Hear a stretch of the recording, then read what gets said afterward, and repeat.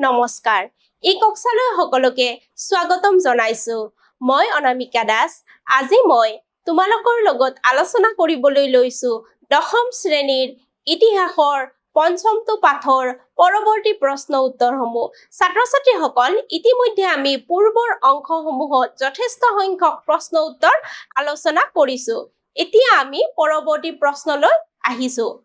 ছাত্ৰ-ছাত্ৰী সকল অসমত আৰ্য অনাৰ্য সকলোৰে সমন্বিত অৱদানেৰে এক সংমিশ্ৰিত সংস্কৃতিৰ উৎপত্তি হৈছে প্ৰসংগটো চমুকৈ লিখা এতিয়া আমি উত্তৰলৈ আহিছো ছাত্ৰ-ছাত্ৰী সকল ইয়াতে লিখিবলৈ দিছে যে আমাৰ অসমত এই যে বিভিন্ন আৰ্য অনাৰ্য জনগোষ্ঠী সমূহেৰে পৰিপূৰ্ণ এখন ৰাজ্য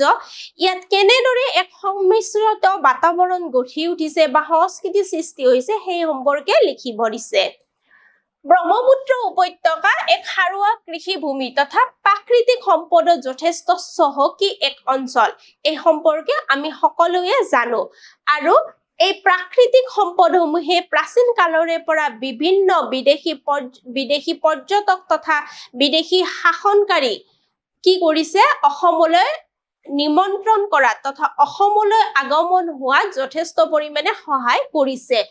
আৰু চীন দেশৰ পৰা ৰোমান সাম্ৰাজ্যলৈ যোৱা মহা ৰেচমী পথৰ এটা শাখা অসম হৈ আগবাঢ়িছিল অৰ্থাৎ এটা পথ বাণিজ্যিক পথ আমাৰ অসমৰ দিশেৰে গৈছিল তদুপৰি অসমৰ প্ৰাকৃতিক সৌন্দৰ্য তথা নিজানতা আদিৰ বাবে অতীতৰ পৰা বিভিন্ন নৃগোষ্ঠীৰ লোকৰ কি হৈছিল স্বাভাৱিক প্ৰব্ৰজনকাৰী হিচাপে আগমন হৈছিল আৰু কিছু সংখ্যকে কি কৰিছিল আক্ৰমণকাৰী দল হিচাপে অসম ভূমিলৈ আগমনী হৈছিল তথা কিছুমানে আকৌ ব্যৱসায় বাণিজ্য কৰিবলৈ কিছুমানে আকৌ তীৰ্থ ভ্ৰমণ কৰিবলৈ আমাৰ অসমৰ তীৰ্থস্থান তথা পীঠসমূহ ভ্ৰমণ কৰিবলৈ অসমলৈ আগমন হৈছিল আৰু কিছুমানে আধ্যাত্মিক সাধনাৰ বিভিন্ন উদ্দেশ্য লৈও কিন্তু অসমলৈ আগমন হৈছিল আৰু এই মানুহখিনিৰ কিছু সংখ্যক কি কৰিছিল অসমত স্থায়ীভাৱে থাকি গৈছিল আৰু কিছুমানে কি কৰিছিল উত্তৰ পূৰ্বাঞ্চলৰ অন্য ৰাজ্যসমূহলৈও বিয়পি গৈছিল যদিও বিশেষভাৱে অসমখনকে তেওঁলোকে কি কৰিছিল তেওঁলোকৰ ৰাজ্য হিচাপে আকোৱালি লৈছিল বা তেওঁলোকৰ বাসভূমি হিচাপে তেওঁলোকে কি কৰিছিল আকোৱালি লৈছিল আৰু এই সাংস্কৃতিক বিবিধতা তথা সংমিশ্ৰণ আৰু বিৱৰ্তন ইয়াৰ ফলত যথেষ্ট পৰিমাণে অসমত হৈছিল আৰু ইয়াৰ লগতে উল্লেখ কৰিব পাৰি যে আমাৰ অসমত বাস কৰা বিভিন্ন নৃগোষ্ঠী যেনে দ্ৰাবিড় নিগ্ৰ অষ্ট্ৰিক মংগোলীয় এই আটাইকেইটাৰ অসমত উপস্থিতি থকা দেখিবলৈ পোৱা যায় তথা সামগ্ৰিকভাৱে ভাৰতত সংঘটিত হোৱা নৃতাত্ত্বিক আৰু সাংস্কৃতিক সংমিশ্ৰণৰ প্ৰক্ৰিয়াটো আমাৰ অসমতো হৈছিল অৰ্থাৎ আমাৰ ভাৰতবৰ্ষত যেনেকে সাংস্কৃতিক সমন্বয় প্ৰক্ৰিয়া হৈছিল আমাৰ অসমতো ঠিক একে প্ৰক্ৰিয়াটো সংঘটিত হৈছিল তথা ইয়াৰ ফলত অসমত আৰ্য অনাৰ্য সকলোৰে সমন্বিত অৱদানেৰে এক সংমিশ্ৰিত সংস্কৃতিৰ উৎপত্তি হৈছিল আৰু এইখিনি আছিল এই প্ৰশ্নটোৰ মূল উত্তৰ অসমৰ চিত্ৰকলাৰ ঐতিহ্যৰ বিষয়ে চমুকৈ লিখা অৰ্থাৎ অসমৰ চিত্ৰকলাৰ বিষয়ে যদি আমি আলোচনা কৰো সপ্তদশ শতিকাৰ পৰা উত্তৰ ভাৰতৰ ক্ষুদ্ৰাকাৰ পুথি চিত্ৰসমূহৰ আৰ্হিত কি হৈছিল ৰজাঘৰীয়া আৰু সত্ৰীয়া সৃষ্টিৰে এক চিত্ৰকলাৰ উৎপত্তি আমাৰ অসমত হৈছিল আৰু সেই সময়ত কি হৈছিল কেইখনমান সচিত্ৰ পুথি হৈছে আনন্দ লহিৰী হস্তি বিদ্যাৰ্ণৱ চিত্ৰ ভাগৱত তথা গীত গোবিন্দ কুমাৰ হৰণ শংখচূড় বধ লৱ কুশৰ যুদ্ধ আদি বিভিন্ন সাঁচিপাতৰ পুথিৰ বিষয়ে আমি উল্লেখ কৰিব পাৰো তথা এই পুথিসমূহত কি হৈছিল স্থানীয়ভাৱে আহৰণ কৰা বিভিন্ন প্ৰাকৃতিক ৰঙেৰে কি কৰা হৈছিল এই পুথিসমূহত চিত্ৰ অংকন কৰা হৈছিল আৰু সকলোবোৰ প্ৰাকৃতিক আছিল কোনো কৃত্ৰিমতা নাছিল আৰু প্ৰথমতে চিত্ৰৰ পটভূমি একটা নিৰ্দিষ্ট ৰং বুলাই লৈ কৰা হৈছিল আৰু তাৰ পিছত কি কৰা হৈছিল তাৰ ওপৰত এই বিশেষ চিত্ৰসমূহ বিভিন্ন ধৰণৰ চিত্ৰসমূহ অংকন কৰা হৈছিল চিত্ৰসমূহত ৰজা ৰাজদৰবাৰ দেৱী মূৰ্তি যুদ্ধৰ চিত্ৰ বিভিন্ন জীৱ-জন্তু ইত্যাদিৰ ছবি পৰিস্ফুট হোৱা দেখা যায় তথা এই পুথিসমূহ বিভিন্ন বিষয়বস্তুৰ লগত সংগতি ৰাখি পেলাইহে কি কৰা হৈছিল অংকন কৰা হৈছিল আৰু পুথিসমূহত যিবিলাক খালী ঠাই থাকে সেই খালী ঠাইবোৰত কি কৰা হৈছিল ফুল লতা আদিৰ চিত্ৰ অংকন কৰি পৰিপূৰ্ণ কৰি দিয়া হৈছিল তথা এই চিত্ৰসমূহত বিভিন্ন ৰং যেনে ৰঙা সেউজীয়া হালধীয়া কলা ৰঙৰ প্ৰয়োভৰ হোৱা দেখিবলৈ পোৱা যায় অৰ্থাৎ এই বিভিন্ন ৰংসমূহ সেইসমূহৰ চিত্ৰসমূহত অসমত ব্যৱহৃত হৈছিল আৰু সমুখ আৰু পাৰ্শ্ব দুয়োবিধৰ চিত্ৰ অংকন কৰা দেখা যায় আৰু এই ছবিসমূহত যি গছ লতিকা মানুহ জীৱ-জন্তু এইবোৰ ছবি অংকন কৰা হৈছে সেই ছবিসমূহৰ মুখাবয়বৰ নিখুঁতভাৱে প্ৰকাশ ভংগী অংকন কৰা হৈছিল বিভিন্ন অনুভূতি সচিত্ৰ ৰূপত তেওঁলোকে চিত্ৰকৰসকলে তুলি ধৰিছিল আৰু এই অনুভূতিসমূহ প্ৰকাশ কৰাৰ ক্ষেত্ৰত এক সূক্ষ্ম কলা কৌশল প্ৰয়োগ কৰা পৰিলক্ষিত হয় আৰু এই চিত্ৰসমূহ যথেষ্ট সহজ সৰল তথা দৃষ্টিনন্দন আছিল আৰু সকলো মানুহে বুজিব পৰা ধৰণৰ আছিল অসমৰ ধৰ্মীয় বিবিধতা আৰু সংস্কৃতিৰ বিষয়ে লিখা অসমৰ ধৰ্মীয় বিবিধতা আৰু সংস্কৃতিৰ বিষয়ে আলোচনা কৰিবলৈ গ'লে আমি প্ৰথমে এটা কথা ক'ব লাগিব যে অসমখন হৈছে বিভিন্ন ধৰ্মাৱলম্বীৰে পৰিপূৰ্ণ এখন শান্তিপূৰ্ণ ৰাজ্য আৰু ইয়াত অতীজৰে পৰা আমাৰ বিভিন্ন জাতি ধৰ্মৰ মানুহখিনিয়ে যথেষ্ট মিলা প্ৰীতিৰে বসবাস কৰি আহিছে আৰু অসমৰ অধিকাংশ লোক যদিও হিন্দু ইয়াত বিভিন্ন ধৰ্ম যেনে খ্ৰীষ্টান ধৰ্ম মুছলিম ধৰ্ম বা কিছু সংখ্যক বৌদ্ধ ধৰ্ম শিখ ধৰ্মৰ ইত্যাদি বিভিন্ন ধৰ্মৰ মানুহ অসমত বাস কৰি আহিছে তথা হিন্দু ধৰ্মৰ কথা আমি যদি ক'বলৈ যাওঁ অসমত শাক্ত শৈৱ বৈষ্ণৱ সৌৰপন্থী এই সকলোবোৰ মানুহ থকা দেখিবলৈ পোৱা যায় আৰু এই অসমৰ বিভিন্ন ঠাইত এই যিবিলাক তেওঁলোকৰ পন্থা আছে সেই পন্থাসমূহৰ পীঠ স্থানসমূহ থকা দেখিবলৈ পোৱা যায় আৰু এইবোৰৰ ভিতৰত আমি মা কামাখ্যা মন্দিৰৰ কথা বিশেষভাৱে উল্লেখ কৰিব পাৰো মা কামাখ্যাৰ পীঠ পৃথিৱীৰ এখন যথেষ্ট জনপ্ৰিয় তথা বিশ্বাসী পীঠ বুলি গণ্য কৰা হয় তথা নৱ বৈষ্ণৱ আন্দোলনেও কি কৰিছিল অসমৰ বৃহৎ সংখ্যক লোকক কি কৰিছিল বৈষ্ণৱ ভক্তি মাৰ্গৰ অনুগামী কৰিছিল আৰু ত্ৰয়োদশ শতিকাৰ প্ৰথম ভাগত অসমত ইছলাম ধৰ্মৰ আগমন ঘটাৰ তথ্য পোৱা যায় আৰু ইয়াৰ পৰৱৰ্তী কালত অসমত ক্ৰমান্বয়ে ইছলাম ধৰ্মাৱলম্বী মানুহৰ জনসংখ্যা যথেষ্ট পৰিমাণে বৃদ্ধি পায় আৰু ইছলাম ধৰ্মৰ মক্কা নামৰ ঠাইখন যথেষ্ট পবিত্ৰ ঠাই আৰু ইয়ালৈ বিভিন্ন তীৰ্থযাত্ৰীৰ আগমন হোৱা দেখিবলৈ পোৱা যায় তথা স্বৰ্গদেউ গদাধৰ সিংহৰ দিনত অসমলৈ অহা সুফি সাধক আজন পীৰ নামৰ ব্যক্তিজনে কি কৰিছিল জিকিৰ আৰু জাৰি গীত ৰচনা কৰি কি কৰিছিল অসমৰ সংস্কৃতিক এক বিশেষ বৈশিষ্ট্য প্ৰদান কৰি গৈছে আৰু এই ধৰ্মক লৈ ৰচিত জিকিৰ আৰু জাৰি গীতসমূহ অসমীয়া সংস্কৃতিৰ আপুৰুগীয়া সম্পদ তথা মানৰ আক্ৰমণৰ সময়ত ৰজা চন্দ্ৰকান্ত সিংহক সহায় কৰিবলৈ পঞ্জাৱৰ ৰঞ্জিত সিংহৰ নিৰ্দেশ ক্ৰমে অসমলৈ এটি শিখ সৈন্যদল আহিছিল আৰু তেওঁলোকৰ কিছু সংখ্যকে কি কৰিছিল অসমত নিগাজিকৈ থাকি লৈছিল আৰু এনেদৰে অসমত কি হৈছিল শিখ ধৰ্মৰ আবিৰ্ভাৱ হৈছিল আৰু শিখসকল এতিয়া শিখ ধৰ্ম বৰ্তাই ৰাখিও তেওঁলোকে অসমীয়া কৃষ্টি সংস্কৃতি গ্ৰহণ কৰি অসমীয়া জনজীৱনৰ লগত একত্ৰিত হৈ গৈছে তথা অসমৰ উত্তৰ পূব অঞ্চলত বাস কৰা টাইফাকে তুৰুং আইতন খামতি চিয়াম ইত্যাদি লোকসকলে বৌদ্ধ ধৰ্ম গ্ৰহণ কৰা দেখা যায় তথা মধ্যযুগত আহোম স্বৰ্গদেউসকলে কি কৰিছিল উদাৰ ধৰ্মীয় নীতি পোষণ কৰিছিল আৰু তেওঁলোকে কি কৰিছিল বিভিন্ন ধৰ্মৰ লোকসকলৰ বাবে উপাসনাস্থলীসমূহ নিৰ্মাণ কৰি দিছিল আৰু এই উপাসনাস্থলীসমূহলৈ বিভিন্ন সময়ত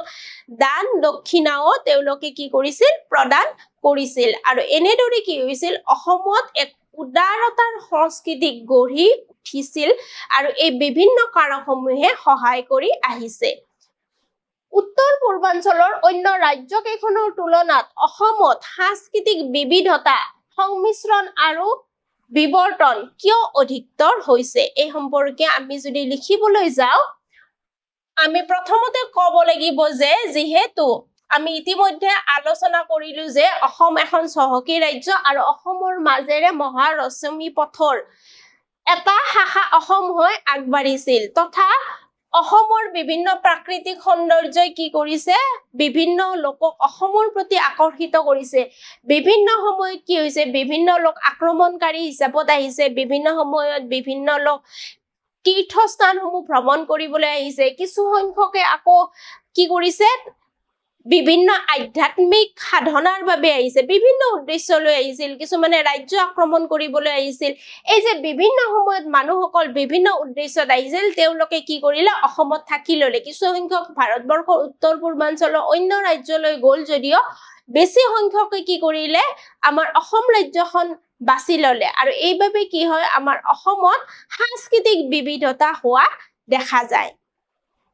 লোক সংস্কৃতি অধ্যয়নৰ বাবে দৰাচলতে সমগ্ৰ সমাজখনে এখন কিতাপৰ দৰে এই প্ৰসংগত তোমাৰ মন্তব্য আগবঢ়োৱা ইয়াতে আমাক লোক সংস্কৃতি অধ্যয়নৰ বিষয়ে সুধিছে আৰু ইতিমধ্যে আমি আগৰ অংশত লোক সংস্কৃতি কি লোক সংস্কৃতিৰ বৈশিষ্ট্যসমূহ কি আলোচনা কৰিছো যদিও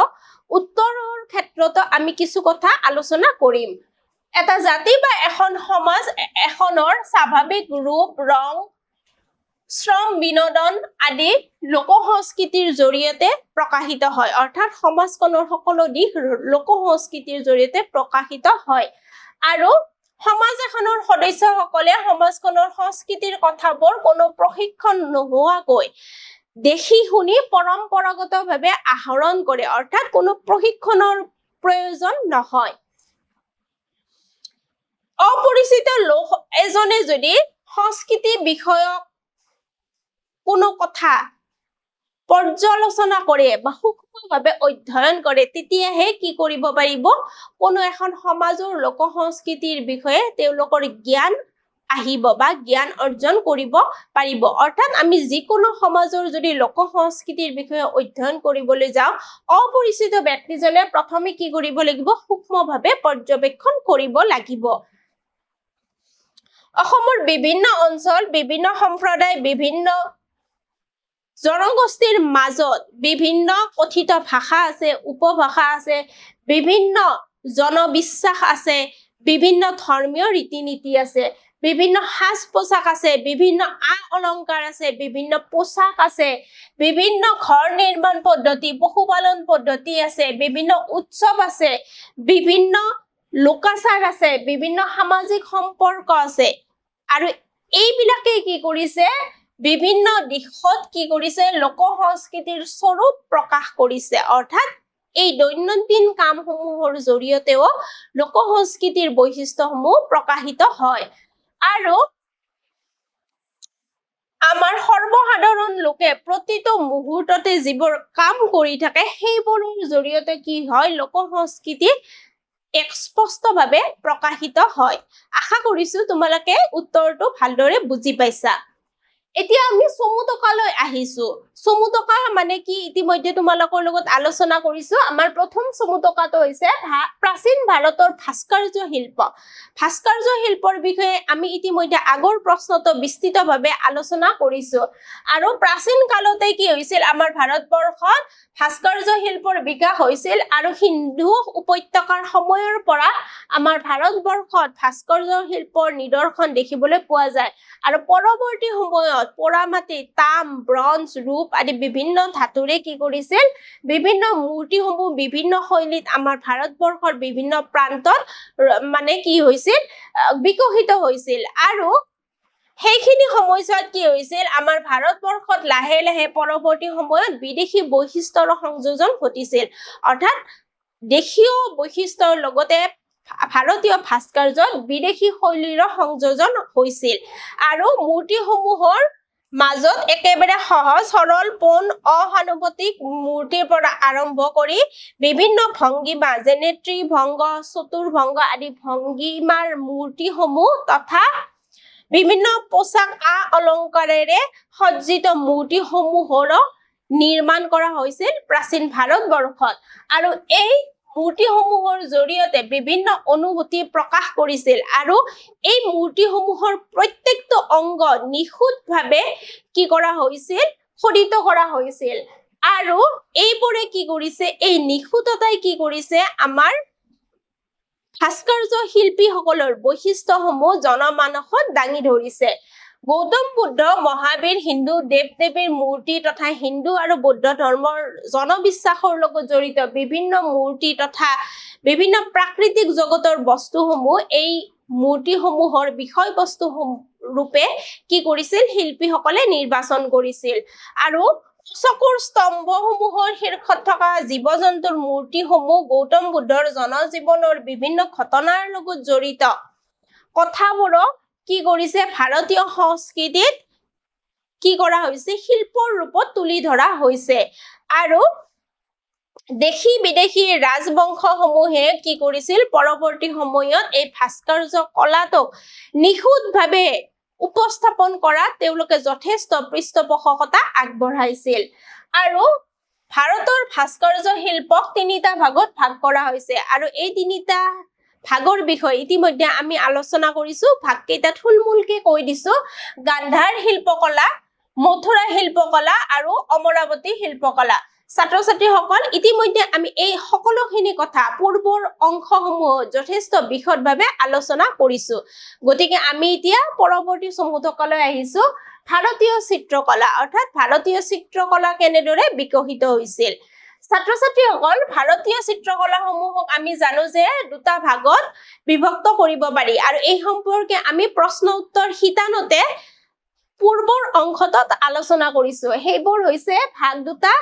বৃহদাকাৰ দেৱাল চিত্ৰ আৰু ক্ষুদ্ৰাকাৰ চিত্ৰ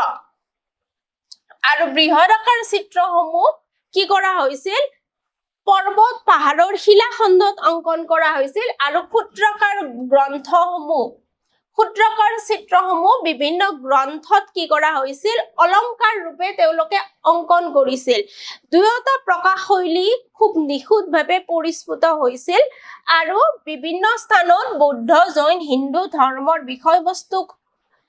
কেন্দ্ৰ কৰি পেলাই বিভিন্ন ঠাইত যেনে মহাৰাষ্ট্ৰৰ অজন্তা মধ্যপ্ৰদেশৰ বাঘ তামিলনাডুৰ চিত্তনৱাচল ইত্যাদি ঠাইত গুহাৰ দেৱালসমূহ অংকন কৰা হৈছে আৰু এইবোৰৰ ভিতৰত আমি অজন্তাৰ দেৱালৰ কথা বা গুহ চিত্ৰৰ কথা আমি বিশেষভাৱে উল্লেখ কৰিব পাৰো তথা পৰৱৰ্তী সময়ত অসম ৰাজস্থান উৰিষ্যা মহীশূৰ তাঞ্জোৰ আদি ঠাইত কি কৰা হৈছিল তালপাত সাঁচিপাত পাট কাপোৰ আদি সমূহত কি কৰা হৈছিল ক্ষুদ্ৰাকাৰ চিত্ৰ বিকশিত হৈছিল আৰু খুব নিখুঁতভাৱে এই চিত্ৰসমূহ উপস্থাপন কৰা হৈছিল আৰু খ্ৰীষ্টপূৰ্ব প্ৰথম শতিকাতে চিত্ৰ অংকনৰ বাবে বিভিন্ন প্ৰয়োজনীয় বস্তু যেনে তুলিকা আকৃতি জোখমা আবেগ অনুভূতি প্ৰকাশক কৌশল তুলিকা ব্যৱহাৰ কৰাৰ নিয়ম ইত্যাদি সমূহক চিত্ৰকলাৰ সৰাংগ বুলি কোৱা হয় আৰু এই সৰাংগ কলা আমাৰ চিত্ৰকলাত নিখুঁতভাৱে প্ৰয়োগ কৰা হৈছিল ইতিমধ্যে আমি পূৰ্বৰ অংশত সৰাংগৰ বিষয়েও আলোচনা কৰিছো আৰু বিভিন্ন প্ৰাকৃতিক ৰঙেৰে কি কৰা হৈছিল ৰংবোৰ প্ৰস্তুত কৰা হৈছিল কেনেকুৱা ধৰণে প্ৰাকৃতিকভাৱে ৰং প্ৰস্তুত কৰা হৈছিল আমি এই পাঠটোৰ পূৰ্বৰ অংশত বিশেষভাৱে আলোচনা কৰিছো গতিকে তোমালোকে নিশ্চয় এই সকলোবোৰ কথা বুজি পাইছা আৰু আমাৰ ভাৰতবৰ্ষৰ বিভিন্ন সম্ৰাট যেনে আকবৰ শাহজাহান আদিৰ দৰে সম্ৰাটসকল চিত্ৰশিল্পৰ যথেষ্ট পৃষ্ঠপোষক আছিল আৰু তেওঁলোকৰ পৃষ্ঠপোষকতাত কি হৈছিল চিত্ৰশিল্পৰ বহুলভাৱে চৰ্চা হৈছিল আৰু তেওঁলোকৰ বিভিন্ন পুথি মোগল যুগত ৰচিত পুথি যেনে পাটশাহনামা জাহাংগীৰনামা ইত্যাদি গ্ৰন্থসমূহত কি কৰা হৈছিল বিভিন্ন চিত্ৰ অংকন কৰা হৈছিল আৰু চিত্ৰসমূহ প্ৰধানকৈ যুদ্ধ জয়ৰ চিত্ৰ আছিল বিভিন্ন অৱসৰ বিনোদনৰ চিত্ৰ আছিল বা বিভিন্ন ৰাজদৰবাৰ যুদ্ধ জয় ইত্যাদি বিভিন্ন বিষয়ক কেন্দ্ৰ কৰি কি কৰা হৈছিল মোগল যুগৰ চিত্ৰকলাৰ বিষয়বস্তু নিৰ্মাণ কৰা হৈছিল বা বিষয়বস্তুবোৰ বাছি লোৱা হৈছিল তথা ফাৰ্সী ৰীতিৰ চিত্ৰশৈলীৰে পৰৱৰ্তী সময়ত ৰামায়ণ মহাভাৰত আদিৰ দৰে গ্ৰন্থসমূহৰ চিত্ৰ অংকন কৰা হৈছিল আমাৰ পৰৱৰ্তী সময়ত ভাৰতীয় চিত্ৰশৈলীত কি হৈছিল বিদেশী চিত্ৰশৈলীৰ বৈশিষ্ট্যসমূহ পৰিছিল পৰৱৰ্তী চমুটকা ভাৰতৰ সংগীত আৰু নৃত্যকলাৰ ঐতিহ্যৰ বিষয়ে আমাক লিখিবলৈ দিছে আমাৰ ভাৰতবৰ্ষৰ এক সমৃদ্ধিশালী ঐতিহ্য আছে সমৃদ্ধিশালী এক সংস্কৃতি আছে আৰু আমাৰ ভাৰতবৰ্ষৰ সামবেদৰ স্তোত্ৰসমূহত যজ্ঞ দেৱতাৰ সন্তুষ্টিৰ অৰ্থে উদ্গতা নামৰ পুৰোহিতসকলে গীত আকাৰে কি কৰিছিল পাঠ কৰিছিল আৰু পৰৱৰ্তী সময়ত কি হৈছিল বিভিন্ন পৰিৱৰ্তনৰ লগে লগে সুৰ তালৰ পৰিৱৰ্তন ঘটি বিভিন্ন শাখা প্ৰশাখাত উদ্গতাসকল বিভক্ত হৈ পৰিছিল এই সম্পৰ্কীয় আমি ইতিমধ্যে পূৰ্বৰ অংশত আলোচনা কৰিছো আৰু আমাৰ ভাৰতবৰ্ষত ধ্ৰুপদী সংগীতৰ পৰম্পৰা গুৰু শিষ্যৰ অনুক্ৰমে বৰ্তমানলৈকে সবল ৰূপত বিভিন্ন সময়ত কি হৈছে বৰ্তি আছে আৰু মোগলসকলৰ সময়তো কি হৈছিল ইয়াৰ যথেষ্ট উৎকৰ্ষ সাধন হৈছিল আৰু সংগীতৰ লগতে বিভিন্ন ধৰণৰ বাদ্যযন্ত্ৰৰ বিকশিত হৈছিল যেনে বিভিন্ন প্ৰকাৰৰ বাঁহী তথা পেঁপা চেনাই ঢোল তবলা আদি বিভিন্ন ধৰণৰ বাদ্যযন্ত্ৰৰ বিকাশ হৈছিল সাংগীতিক ধাৰা এটাৰ সৃষ্টি হৈছিল তথা সেইখিনি সময়ছোৱাত যিবোৰ বাদ্যযন্ত্ৰ তেওঁলোকে উদ্ভাৱন কৰিছিল সেইবোৰৰ বহু সংখ্যক এতিয়াও আমাৰ ভাৰতীয় সংগীতত ব্যৱহৃত হৈ আছে আৰু সংগীতৰ দৰে নৃত্যৰ ক্ষেত্ৰত আমাৰ ভাৰতবৰ্ষৰ এক সমৃদ্ধিশালী পৰম্পৰা আছে আৰু আমাৰ দেশৰ চুকে কোণে কি হৈছে অজস্ৰ লোকনৃত্যৰ উপৰি চৰকাৰীভাৱে স্বীকৃতিপ্ৰাপ্ত ৮বিধ ধ্ৰুপদী নৃত্য আছে আৰু এই ৮বিধ ধ্ৰুপদী নৃত্য আমাৰ ভাৰতবৰ্ষৰ বিভিন্ন ৰাজ্যসমূহৰ বিশেষ নৃত্য আৰু এই ৮বিধ লোকনৃত্যৰ বিষয়ে তোমালোকে প্ৰশ্নটোৰ উত্তৰত লিখিবা আৰু এই ৮বিধ নৃত্যৰ বিষয়ে ইতিমধ্যে আমি আলোচনা কৰিছো পৰৱৰ্তী চমুটকা অসমৰ ভাস্কৰ্য শিল্প অৰ্থাৎ অসমত ভাস্কৰ্য শিল্প কেনেদৰে বিকাশ হৈছিল অসমৰ বিভিন্ন ঠাইত মন্দিৰৰ দেৱালত খোদিত দ্বিমাত্ৰিক বা পূৰ্ণাংগ ৰূপত খোদিত মূৰ্তিসমূহ আৱিষ্কৃত হৈছে যিয়ে অসমত যে প্ৰাচীন কালত উন্নত ভাস্কৰ্যশৈলী এক বিকশিত হৈছিল তাৰ উমান আমাক দিছে তথা বিভিন্ন শিলৰ উপৰি হাতীদাঁতৰ তথা সোণৰূপ তাম কাঠ ইত্যাদি ব্যৱহাৰ কৰি বিভিন্ন মূৰ্তি নিৰ্মাণ কৰা হৈছিল এই মূৰ্তিসমূহৰ ভিতৰত দেৱী মূৰ্তি শিৱ সূৰ্য ঘোঁৰা ইত্যাদি বিভিন্ন মূৰ্তিসমূহ থকা দেখিবলৈ পোৱা যায় আৰু এই মূৰ্তিসমূহ অসমৰ বিভিন্ন ঠাইত আৱিষ্কৃত হৈছে আৰু এই মূৰ্তিসমূহে কি কৰিছে প্ৰাচীন ভাস্কৰ্য শৈলীৰ উমান আমাক দিছে তথা এই মূৰ্তিসমূহ বিভিন্ন লয়লাসত বা বিভিন্ন ভংগীমাত চিত্ৰকৰসকলে নিৰ্মাণ কৰিছিল বিভিন্ন তোৰণতো এই মূৰ্তিসমূহ খোদিত কৰা হৈছিল বা দুৱাৰসমূহত মূৰ্তিসমূহ খোদিত কৰা হৈছিল তথা বিভিন্ন মন্দিৰ যেনে মদন কামদেৱৰ মন্দিৰসমূহতে এই মূৰ্তিসমূহ থকা দেখিবলৈ পোৱা যায় তথা কিছুমান মূৰ্তি কেতিয়াবা আকৌ তান্ত্ৰিক উদ্দেশ্যতো নিৰ্মাণ কৰা হৈছিল বুলি পণ্ডিতসকলে মত পোষণ কৰে তথা এই মূৰ্তিসমূহৰ বহু সংখ্যক মূৰ্তিয়ে প্ৰকৃতি প্ৰেম তথা বিষ্ণুৰ মূৰ্তি উপাসনা মূৰ্তি আদি কেন্দ্ৰ কৰি পেলাই কি কৰা হৈছিল উপাসনাক কেন্দ্ৰ কৰি বিভিন্ন মূৰ্তি সেইখিনি সময়ত প্ৰাণ পাই উঠিছিল আৰু এনেদৰে কি হৈছিল ভাস্কৰ্য শিল্পৰ বিকশিত হৈছিল অসমৰ স্থাপত্য শিল্প আমাৰ পৰৱৰ্তী চমু থকা অসমৰ স্থাপত্য শিল্পৰ বিষয়ে লিখিবলৈ গলে আমি আমাৰ অসমৰ বিভিন্ন ঠাইত বিভিন্ন স্থাপত্য শিল্পৰ নিদৰ্শন দেখিবলৈ পাওঁ আৰু আটাইবোৰ মধ্যযুগৰ আৰু আহোম ৰজাসকল বা কোচ ৰজাসকলৰ পৃষ্ঠপোষকতাত সেইবোৰ নিৰ্মাণ হোৱা দেখিবলৈ পোৱা যায় তথা অসমৰ শিৱসাগৰ জিলাত আহোম ৰাজত্বকালত ৰচিত বিভিন্ন অট্টালিকাসমূহ বা বিভিন্ন নিৰ্মাণ শৈলীবোৰ এতিয়াও বৰ্তি আছে এতিয়াও আমাৰ প্ৰাচীন স্থাপত্য শিল্পৰ নিদৰ্শন বা সাক্ষ্য আমাক দি আছে তথা এই মন্দিৰসমূহৰ ভিতৰত বিভিন্ন ৰাজকাৰেঙৰ উপৰিও আমাৰ অসমত পৰৱৰ্তী সময়ত কিছুমান মন্দিৰ পুনৰ নিৰ্মাণ কৰা হৈছিল যেনে কামাখ্যা মন্দিৰ পুনৰ নিৰ্মাণ কৰা হৈছিল বা অসমৰ বিভিন্ন প্ৰান্তত বিভিন্ন মন্দিৰ বিভিন্ন ৰজাৰ পৃষ্ঠপোষকতাত গঢ়ি উঠিছিল এই মন্দিৰসমূহেও কি কৰিছে আমাক স্থাপত্য শিল্পৰ বিকাশৰ বিষয়ে আমাক উমান দি আহিছে তথা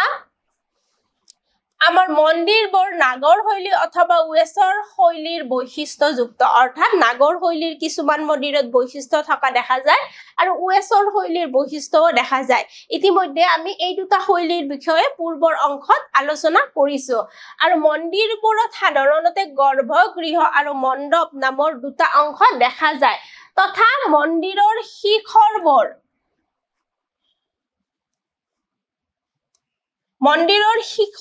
কিছুমান অৰ্ধবৃত্তাকাৰ আৰু কিছুমান কি হৈছে কৰ্দৈশিৰীয়া অৰ্থাৎ এই বিভিন্ন আকৃতিৰ মন্দিৰ আমাৰ অসমত বৰ্তি আছে আৰু এই মন্দিৰসমূহ ইটাৰে সজা হৈছিল বা শিলেৰে নিৰ্মাণ কৰা হৈছিল আৰু এই মন্দিৰসমূহৰ উপৰিও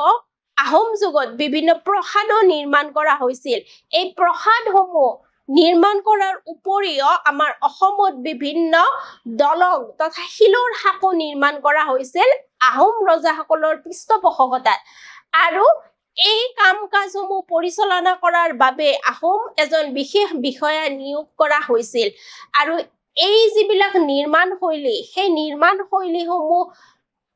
তেওঁলোকে শক্তিশালীভাৱে বনাবৰ বাবে বিভিন্ন ঘৰুৱা বস্তু ব্যৱহাৰ কৰি এক কৰাল অৰ্থাৎ বৰ্তমান আমি যে সিমেন্ট ব্যৱহাৰ কৰো ঠিক তেনেকুৱা ধৰণৰ আঠা জাতীয় বস্তু এটা তেওঁলোকে ব্যৱহাৰ কৰিছিল এতিয়া আমি পৰৱৰ্তী চমুটকালৈ আহিছো অসমৰ বৈষ্ণৱী সাহিত্য বুলিলেনো আমি কি বুজো এই সম্পৰ্কে আলোচনা কৰিলে আমি প্ৰথমে ক'ব লাগিব যে শংকৰদেৱ আৰু মাধৱদেৱ এই দুজন গুৰুৰ নেতৃত্বত যি নৱবৈষ্ণৱ ধৰ্ম আন্দোলনৰ আৰম্ভ হৈছিল সেই আন্দোলনে কি কৰিছিল অসমৰ জনজীৱনৰ সকলো ক্ষেত্ৰকে গভীৰভাৱে স্পৰ্শ কৰিছিল আৰু ইয়াৰ ফলত কি হৈছিল অসমীয়া সাহিত্যত এক গভীৰ প্ৰভাৱ পৰিছিল অসমত ভালে সংখ্যক কাব্য নাট গীত চৰিত পুথি গদ্য সাহিত্য সেইখিনি সময়ত ৰচনা কৰা হৈছিল আৰু ইয়াৰ মূল বিষয়বস্তু আছিল মহাভাৰত ৰামায়ণ পুৰাণ ইত্যাদি যিবিলাক ধৰ্মগ্ৰন্থ আছিল সেই ধৰ্মগ্ৰন্থসমূহৰ মূল তত্ত্ব কথা তথা শংকৰদেৱ মাধৱদেৱ দুয়োজনা ধৰ্মগুৰু তথা মহাপুৰুষে কি কৰিছিল নিজেই যথেষ্ট সংখ্যক ৰচনাৱলী ৰচনা কৰি অসমীয়া সাহিত্যক এক সুকীয়া মৰ্যাদা দি গৈছে আৰু তেওঁলোকৰ ৰচনাৰাজিৰ ভিতৰত কীৰ্তন নামঘোষা তথা বৰগীতসমূহ যথেষ্ট জনপ্ৰিয় এতিয়াও বৰগীতসমূহ বহুল ৰূপে অসমীয়া সমাজত চৰ্চা হৈ আছে তথা তেওঁলোকৰ ভিতৰত শংকৰদেৱে অংকীয়া নাট ৰচনা কৰিছিল আৰু এই অংকীয়া নাটসমূহে অসমৰ জনমানসত এক মূল্যবোধৰ সৃষ্টি কৰি গৈছে তথা আমি যদি মাধৱদেৱৰ ৰচনাৱলীৰ বিষয়ে কওঁ মাধৱদেৱৰ ৰচনাৱলীসমূহেও কি কৰিছে আমাৰ অসমত এক সুকীয়া সাহিত্যিক ধাৰা সৃষ্টি কৰিবলৈ সক্ষম হৈছে তথা অসমীয়া সংস্কৃতিক এক বিশেষভাৱে উপস্থাপন কৰি গৈছে শংকৰদেৱৰ প্ৰথম নাট সিংহযাত্ৰা শেক্সপিয়াৰৰ নাট্য সৃষ্টিৰ আগৰ সৃষ্টি আছিল আৰু এই নাটকত ব্যৱহৃত বৃন্দাবনী বস্ত্ৰ অসমৰ বয়ন শিল্পীৰ এক চমৎকাৰ সৃষ্টি আছিল আৰু এই বস্ত্ৰভাগ বৰ্তমান ব্ৰিটিছ মিউজিয়ামত সংৰক্ষিত অৱস্থাত আছে তথা শংকৰদেৱ মাধৱদেৱৰ পিছত ভট্টদেৱ অনন্ত কণ্ডলী ৰাম সৰস্বতী আদিৰ দৰে সাহিত্যিকসকলে কি কৰিছিল সাহিত্য চৰ্চা অব্যাহত ৰাখিছিল আৰু অসমীয়া সাহিত্যক এক বিশেষ মাত্ৰা দি থৈ গৈছে তথা সেইখিনি সময়ত ভট্টদেৱে ৰচনা কৰা কথা গীতা ভাগৱত গীতা ৰত্নাৱলী আদি ৰচনা কৰি আমাৰ অসমীয়া সাহিত্যক এক সুকীয়া মাত্ৰা প্ৰদান কৰি গৈছে তদুপৰি শংকৰী সাহিত্যৰ প্ৰভাৱৰ বাহিৰত থাকি পীতাম্বৰ কবি দুৰ্গাবৰ কায়স্থ সুকবি নাৰায়ণ দেৱ ইত্যাদিয়ে কি কৰিছিল বিভিন্ন দেৱী যেনে মনসা পদ্মা সতী আদি দেৱীক কেন্দ্ৰ কৰি সৃষ্টি হোৱা কাহিনীবিলাকক কেন্দ্ৰ কৰি গীতি কাব্য ৰচনা কৰি গৈছে তথা গোবিন্দ মিশ্ৰৰ গীতাখন আজিও যথেষ্ট বহুলভাৱে প্ৰচলিত এখন ধৰ্মগ্ৰন্থ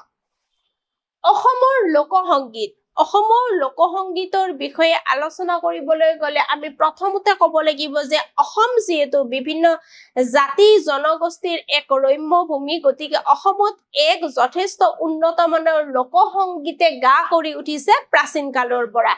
আৰু কিছুমান লোকসংগীত বৰ্তমান প্ৰায় বিলুপ্তিৰ দিশে আগবাঢ়িছে যদিও এতিয়াও বহুলভাৱে এই লোকসংগীতসমূহ অসমত প্ৰচলিত হৈ আছে আৰু এই লোকগীতৰ কথা আমি আলোচনা কৰিলে আমি সৰু থাকোতে আমাৰ মা দেউতা বা আইতাহঁতে যি গান ব্যৱহাৰ কৰি বা গান গাই আমাক নিচুকাইছিল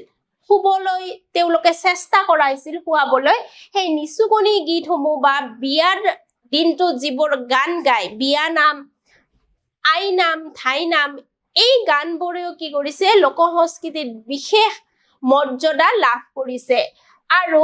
বিভিন্ন লোকগীত যেনে গোৱালপৰীয়া লোকগীত কামৰূপী লোকগীত টোকাৰী গীত তথা নাঙেলী গীত গৰখীয়া গীত এই গানসমূহে কি কৰিছে অসমত বহুলভাৱে প্ৰচলিত হৈ আছে আৰু এওঁলোকে কি কৰিছে অসমৰ সংস্কৃতিক অসমৰ বিভিন্ন বৈশিষ্ট্যসমূহ এই গানবোৰৰ জৰিয়তে প্ৰকাশিত হৈ আছে তথা বিভিন্ন সময়ত বিভিন্ন সুৰেৰে যি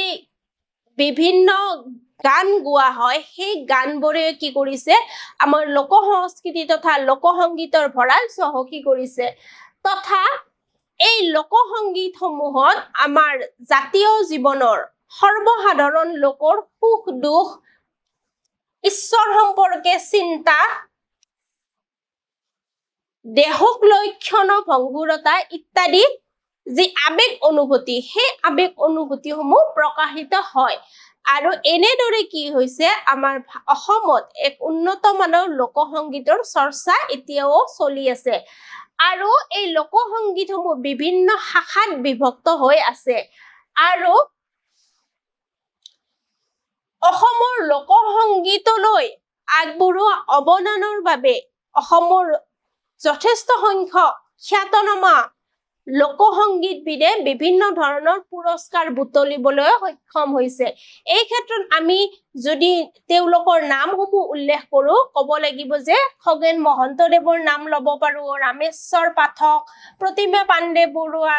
বাইদেউৰ নাম আমি বিশেষভাৱে ল'ব পাৰোঁ এওঁলোকে লোকসংগীতৰ ভঁৰাল চহকী কৰি থৈ গৈছে অসমৰ ধৰ্মীয় সংহতি অৰ্থাৎ অসমত ধৰ্মীয় সংহতিৰ বিষয়ে আমি যদি লিখিবলৈ যাওঁ প্ৰথমতে ক'ব লাগিব যে আমাৰ অসমখন বিভিন্ন ধৰ্মাৱলম্বীৰে মিলা প্ৰীতিৰে বাস কৰা এখন ৰম্য ভূমি আৰু ইয়াৰ আমাৰ অসমৰ অধিকাংশ লোক হিন্দু যদিও ইয়াত বিভিন্ন ধৰ্মাৱলম্বী খ্ৰীষ্টান ধৰ্ম ইছলাম ধৰ্ম শিখ ধৰ্ম ইত্যাদিৰ মানুহখিনিয়ে যথেষ্ট শান্তিপূৰ্ণভাৱে সহাৱস্থান কৰি আছে প্ৰাচীন কালৰ পৰা আৰু হিন্দু ধৰ্মৰ বিভিন্ন ভাগবোৰৰ ভিতৰত শাক্ত শৈৱ বৈষ্ণৱ ইত্যাদি বিভিন্ন পন্থীৰ লোকসমূহ দেখা যায় আৰু এওঁলোকৰ বিভিন্ন পীঠস্থানসমূহ অসমৰ বিভিন্ন ঠাইত বৰ্তি আছে আৰু বিভিন্ন ধৰ্মৰ পীঠস্থানসমূহ দৰ্শনৰ বাবে বিভিন্ন সময়ত দেশী বিদেশী পৰ্যটকৰ সমাগম হোৱা অসমত দেখিবলৈ পোৱা যায় আৰু এই সম্পৰ্কে ইতিমধ্যে আমি পূৰ্বৰ প্ৰশ্নটোত আলোচনা কৰিছো আশা কৰিছো তোমালোকে পূৰ্বৰ প্ৰশ্নটোতে এই সকলোবোৰ কথা বুজি পাইছা আৰু অসমৰ যি বিভিন্ন জনজাতীয় লোক আছে সেই জনজাতীয় লোকসকলৰো কিন্তু সুকীয়া ধৰ্মীয় বিশ্বাস আছে অসমৰ বুৰঞ্জী সাহিত্যৰ বিষয়ে আমি যদি ক'বলৈ যাওঁ প্ৰথমতে ক'ব লাগিব বুৰঞ্জীসমূহ হৈছে ৰয়েল ৰেকৰ্ড অৰ্থাৎ ৰজা ঘৰীয়া কিছুমান তথ্য আৰু এইবোৰ মধ্যযুগত আহোম ৰজা দাউৰীয়াসকলৰ পৃষ্ঠপোষকতাত বুৰঞ্জী সাহিত্য ৰচনা হৈছিল আৰু এইবোৰ অসমৰ সংস্কৃতিৰ এক অমূল্য সম্পদ আৰু প্ৰথমতে আহোম যুগত টাই ভাষাত বুৰঞ্জীসমূহ ৰচনা হৈছিল যদিও পৰৱৰ্তী সময়ত অসমীয়া ভাষাতো এই ৰচনাৱলীসমূহ ৰচিত হয় আৰু বিভিন্ন সময়ত বিভিন্ন কাৰণৰ পৰিপ্ৰেক্ষিতত কি হৈছে বিভিন্ন বুৰঞ্জী সাহিত্য কিন্তু আমাৰ পৰা হেৰাই গৈছে বহু সংখ্যক উদ্ধাৰ কৰিবলৈ পৰা নাই যদিও যিখিনি উদ্ধাৰ হৈছে সেইখিনি কিন্তু প্ৰকাশৰ ব্যৱস্থা কৰি লোৱা হৈছে এই বুৰঞ্জী সাহিত্যৰ ভিতৰত আমি বিশেষভাৱে উল্লেখ কৰিব পাৰো দেওধাই বুৰঞ্জী